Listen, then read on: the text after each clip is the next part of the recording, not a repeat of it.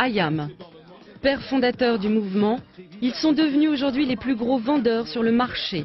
Leur dernier album s'est écoulé à presque 1 million d'exemplaires. Le tunnel de l'Estaque, elle coûte même plus en France. Ici plus qu'ailleurs, la différence est une valeur. L'indépendance dans toute son ampleur et rien à voir avec la chaleur. Mais ça bouge dans tous les sens, les gens post-créent, tentent leur chance, osent, à force de rien à voir. Tu fais plein de choses avec tes bouts créés.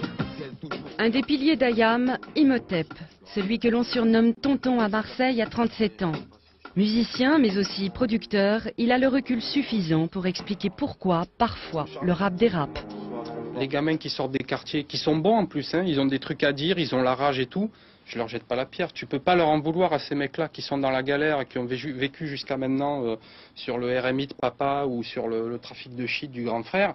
Tu peux pas leur en vouloir le jour où il y a une opportunité de tout niquer dans les majors, comme ils disent. Tu peux pas leur en vouloir de le faire. Hein. C'est-à-dire que quand tu sors de ton bloc où tu fumes du mauvais shit dans ta cage d'escalier tous les matins et qu'on t'amène dans un bureau à Paris où tu as des demoiselles très avenantes ou des rails de coke sur un plateau ou champagne à profusion, t'amène au bain-douche et tout, ça vrille le cerveau. Pour échapper aux excès, aux pressions de l'industrie du rap, Imhotep a lui aussi monté sa société de production. Il peut contrôler sa musique, développer des carrières sur le long terme et non pas des produits jetables.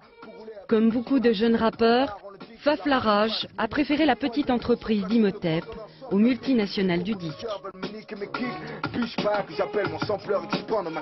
Il y a des albums qui dorment là, au moment même où je parle, il y a des albums de rap qui dorment, qui ont peut-être 3 ans ou quoi, qui sont jamais sortis. Parce que, arrivé un moment, ben, tu sais, dans les maisons de disques, comme on dit, ça valse beaucoup. Et à des moments, ben, il y a le personnel qui est viré, il y a un nouveau personnel qui arrive, et ce personnel-là, ben, c'est pas eux qui ont signé le groupe, par exemple. Le groupe a fait l'album entre-temps, le nouveau personnel, ils en ont rien à foutre parce qu'eux, ils ont d'autres groupes en vue. Donc le groupe qui a signé, qui a un album, ben, si eux, ils aiment pas, eh ben, ils vont pas le sortir, ou alors ils vont pas s'en occuper, et ça laisse comme ça des albums en friche, comme on dit, quoi. La production d'un album coûte entre 500 000 et 1 million de francs. Le développement d'une carrière, plusieurs millions. Imhotep ne gagne pas encore d'argent avec son entreprise, il vit grâce aux titres qu'il compose pour IAM. Le rap n'est pas synonyme d'argent facile. Aujourd'hui, seule une vingtaine de rappeurs vivent confortablement de leur musique. Pourtant, chaque année, l'industrie du disque s'évertue à lancer des dizaines de nouveaux rappeurs. On se bouscule au portillon et le marché sature. Il y a tout un discours comme quoi les jeunes vont pouvoir réussir, casser la baraque. Moi, je l'avais à un moment, je faisais une musique qui a marché. Mais il n'y a pas de place pour tout le monde, il faut arrêter de rêver.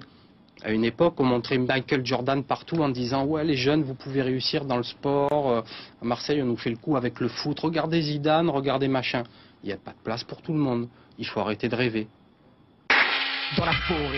Pas assez de place pour tout le monde, peut-être. Mais tant que le rap affichera des records de vente, sera synonyme d'argent et d'ascension sociale, la jeune génération, et notamment celle des cités, celle qui regarde quelques grands frères réussir, tentera sa chance pour toucher de près un rêve sous forme de disque d'or.